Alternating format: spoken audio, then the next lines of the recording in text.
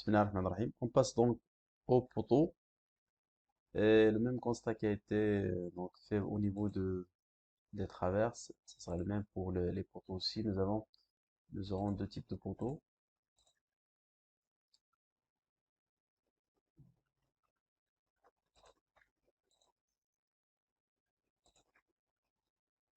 Voilà, donc nous aurons des poteaux de rive et des poteaux centraux. Donc pour visualiser la différence entre les différents éléments, on peut visualiser les moments. Euh, donc on peut visualiser les moments de flexion principaux qui vont faire l'objet du dimensionnement de ces éléments-là. Donc, on peut afficher la MY à l'état limite ultime, la courbe enveloppe, avec le paramétrage. On constate très bien que ici nous avons 12 000 comme moment principal, et ici nous avons uniquement 4 000 et 7 000 en tant que moment principal, c'est presque la moitié. Donc, la section miel profilé ne sera pas le même. On va regrouper dans la première famille, donc on va créer la première famille qui va regrouper les 6 poteaux centraux, et une autre famille qui va regrouper les 4 poteaux de rive ou bien les poteaux pignons. C'est ce qu'on va faire maintenant. Nouvelle famille, poteau central, les centraux. On fait la sélection des poteaux. On élimine ça.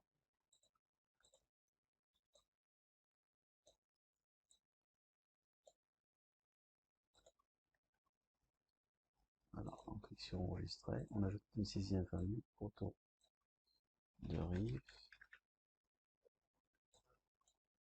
Et on sélectionne les 4 poteaux de rive. Et on va enregistrer. Là, on passe au paramétrage réglementaire. Nous avons déjà un paramétrage par défaut du CM66. Donc pour le contreventement, soit on fait un 0,7 ou bien comme pour les poutres, on peut utiliser la liaison pour calculer exactement la valeur du coefficient du flambement en fonction de l'intersection ou bien de la liaison avec la poutre. Donc on peut utiliser ça. Donc la barre aboutissante c'est la barre numéro 8 et ici la barre numéro 6 et ça nous donne directement le coefficient de flambement. Dans l'autre direction, on peut faire le calcul.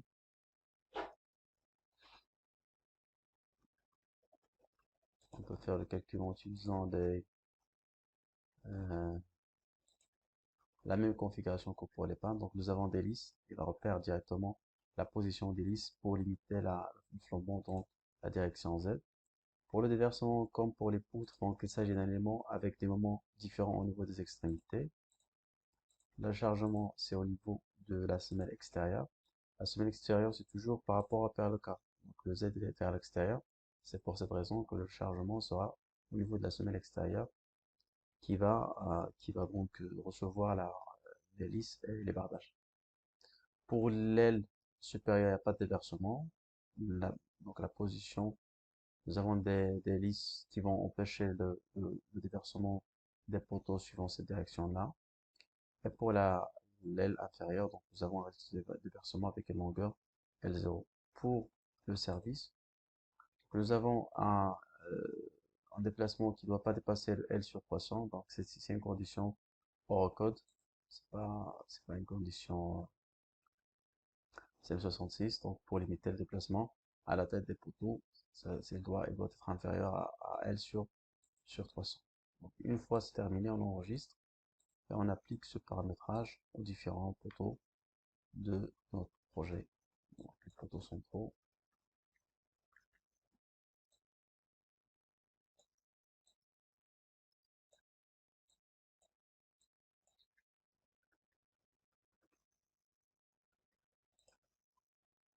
Donc il faut s'assurer, non, il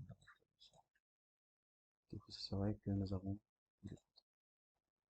Maintenant, on peut faire directement le dimensionnement de la famille numéro 5 qui regroupe les poteaux Oh, ok. Tout d'abord, il faut faire le calcul. On lance les calculs ici, avec les modifications. Et maintenant, on lance les calculs.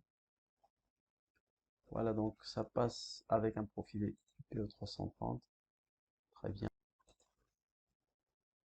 Voilà. On peut faire une vérification ici de la flèche. Ça passe avec un PE360. On change maintenant la section des profilés en IPE330. Sélection tout d'abord.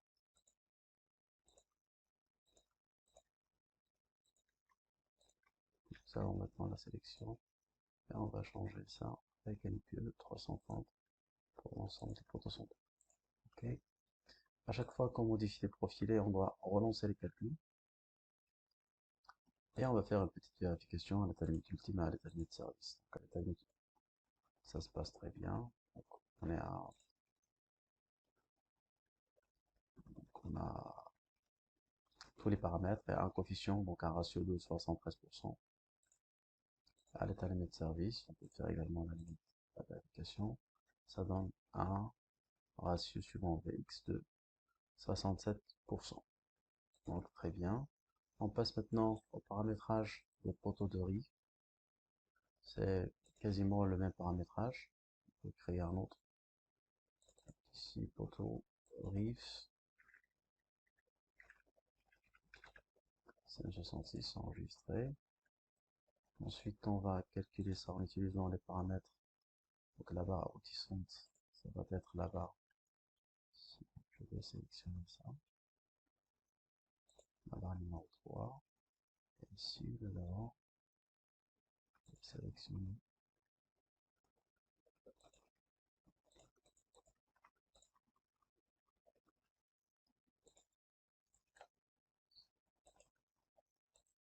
Donc ici, ça va être la barre numéro 3, ici la barre numéro 1.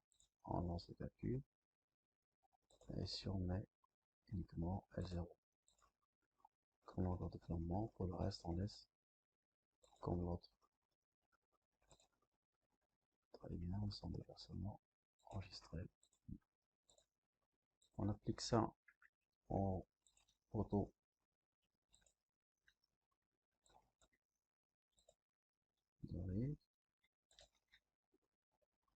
On clique sur appliquer. Et on lance le dimensionnement de la famille à l'état utile. De la famille numéro 6 qui regroupe les poteaux d'arrêt. Donc le dimensionnement donne des profilés du PE 270. Donc on change la section de ces profilés.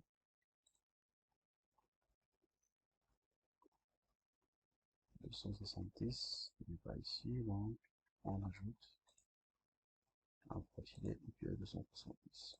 Je vais ajouter. Ensuite, on sélectionne les barres correspondantes et on applique. On relance le calcul. Et on relance une vérification de la famille numéro 6. Donc à l'état limite ultime, très bien. On passe avec ça à l'état limite service, on passe très bien. Donc avec le profil choisi. Bien sûr, on peut faire des optimisations supplémentaires et ça fera l'objet peut-être d'une vidéo prochaine. Donc ça serait tout pour les poteaux. Nous avons modifié les sections en conséquence en fonction des paramètres ou bien en fonction des résultats de calcul issus du modèle.